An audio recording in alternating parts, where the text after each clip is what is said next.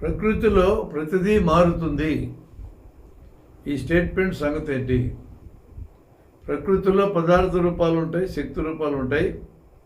పదార్థ రూపాలు, శక్తి రూపాలు నిరంతరం మారుతుంటాయి. నిరంతరం అంటే అంతరాయం లేకుండా మారుతాయని అర్థం. మైక్రో లెవెల్లో ఎలక్ట్రాన్ నిరంతరం తిరుగుతూనే ఉంటుంది. మనం చూసే లెవెల్లో కొన్ని వేగంగా మారుతుంటాయి, కొన్ని నిదానంగా మారుతుంటాయి.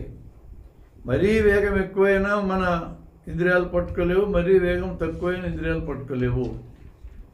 మనకు కనపడేవి కొంతకాలం అలానే ఉన్నట్టు కనపడతాయి, కొంతకాలం అలానే ఉన్నట్లు కనపడతాయి. కాబట్టి అది ఎలా ఉందో అలా మన మెదడులో చూసుకోవడం సాధ్యమవుతుంది.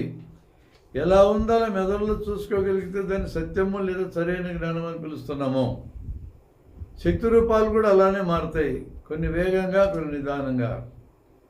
అంతరిక్షం లెవెల్లోకి వెళ్ళినప్పుడు చాలా వేగంగా గెలాక్సీలు కదులుతున్నాయి, మనం గుర్తించలేనంత వేగంగా. భూమి తిరగడం కూడా చాలా వేగంగా తిరుగుతుంది, కంటిన్యూస్గా తిరుగుతుంది. కాబట్టి ఆ తిరగడం మన శరీరం మీద ఎఫెక్ట్ పడదు. కాబట్టి ప్రకృతిలో పదార్థ రూపాలు, శక్తి రూపాలు మారుతున్నాయి, కొన్ని వేగంగా, కొన్ని నిదానంగా. జ్ఞానం అలానే మారుతుందా అని అన్నారు. తప్పు జ్ఞానం స్థానంలో ఉప్పు జ్ఞానం రావచ్చు. ఉప్పు జ్ఞానం అని ఒకసారి మనం అన్న తర్వాత పదార్థం ఎలా ఉంటే అలా కలిగిందాన్ని ఉప్పు జ్ఞానం అన్నాం. అది అలా ఎంతకాలం ఉంటే అంతకాలం ఇది అలానే ఉంటుంది. పదార్థం మన దృష్టి పడ్డంత వరకు మారకుండా ఉన్నంత వరకు దాని ద్వారా ఏర్పడే సరైన జ్ఞానం కూడా మారకుండానే ఉంటుంది. ఆడ వస్తువు మారిందనుకో కొత్త జ్ఞానం వస్తుంది, అది మారితే మళ్ళీ కొత్త జ్ఞానం వస్తుంది. వస్తువులు ఒక దాంట్లో నుంచి ఒకటి మారుతుంటాయి, జ్ఞానం ఒక దాంట్లో నుంచి ఒకటి మారదు. ఎప్పటికప్పుడు కొత్త జ్ఞానం వస్తూనే ఉంటుంది.